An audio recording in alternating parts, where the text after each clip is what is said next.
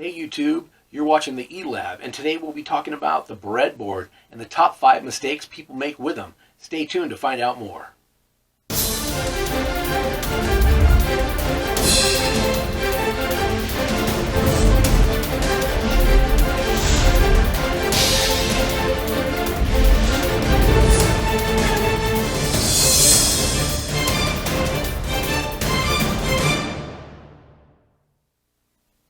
Okay, let's get started. Number 5. The 5th most main mistake people make with the breadboard is not jumping the power lines. They're on a breadboard. As you can see on the close-up here, there's a power line. There's a plus and a negative on the board, and that goes on each side of the breadboard, on most breadboards, not all. But this particular one, it goes across. And what a lot of people don't know is that power line breaks in the middle here. So right here it stops. So there's actually 4 power lines. There's this power line here, this power line here 2, this power line here 3, and this power line here it's 4. Now what you have to do when you're making one project on a large board is make sure you jump those power lines. So you would put a wire there and then jump it to the other side, which that makes the positive go all the way across now instead of just stopping at the middle. And you would do the same thing with the negative. You'd put a negative and jump it across to the other side. And again, what's that doing is giving you power all the way across. Because what would happen if those were gone and you're building your project, you get all your parts on here and you're jumping over and you're jumping over and you're jumping over positive and negative on each side, and then test your project and it doesn't work, that's because your power isn't going all the way through. So that's the number 5 mistake people make on the breadboard. Number 4 mistake, most common mistake made with the breadboard, is not lining up the holes properly. So when you're doing a project and each row is actually, one row is all connected. This row is all connected, that row is all connected, this row is all connected.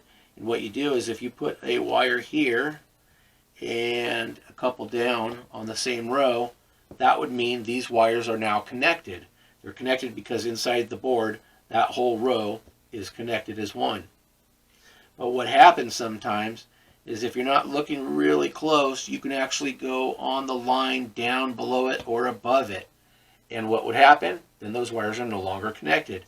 But at first glance, if you're looking at an angle, it looks like they're connected. It looks like they're on the same row. But when you look closely, you go, oh shoot, I actually missed one row, which is very common. I do that quite a bit when I'm working on a project. I actually went in the row below or above. So that is the number 4 most common mistake made with a breadboard. Number 3, not using the right size breadboard at the beginning of your project. Breadboards come in all shapes and sizes. There's a large one like this one, there's a small one like this one, and there's a medium-sized one like this one. If I started my project with a small one, I run out of room, well then I'd have to take everything apart and put it on a larger board. That's the 3rd most common mistake made with a breadboard. Number 2 most common mistake made with a breadboard is not placing an IC chip properly on a breadboard. You have to straddle IC chips on a breadboard with the middle line. If you look at a breadboard, you'll see a thick middle line that goes across the breadboard that breaks the breadboard in half. So there's power on the right side and power on the left side. And what you do is when you're using an IC chip, you straddle the breadboard with the IC chip. Let's see if I can get that on there like that. So there you go. I'm straddling. I think that pin didn't go in there. But if you look, now the IC chip is on both sides of the board. What some people do, if they don't know how a breadboard works, they'll place the IC chip anywhere on the breadboard. Well, you can't do that because each line all the way across is connected as one, and that would short out the chip. And the number 1 most common mistake with a breadboard is the power lines and lining them up. When you're building a project and it's going all the way across and you're jumping over to, let's say, the positive, and you bring it over to your project, you're constantly bringing other components over to positive. You may accidentally put it into the negative side. That's actually the positive side, but and vice versa. You put it in the positive or the negative side by accident. I've done that a lot, where when someone's supposed to go to positive, I accidentally put it in the negative side, and vice versa. When I needed a positive, I accidentally put it in the negative, and the negative into the positive.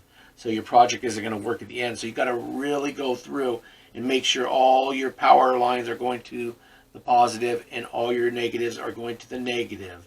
I do that quite often with the breadboard. So that's the number one, is going into the wrong positive or negative on the breadboard. Thanks for watching, and please subscribe.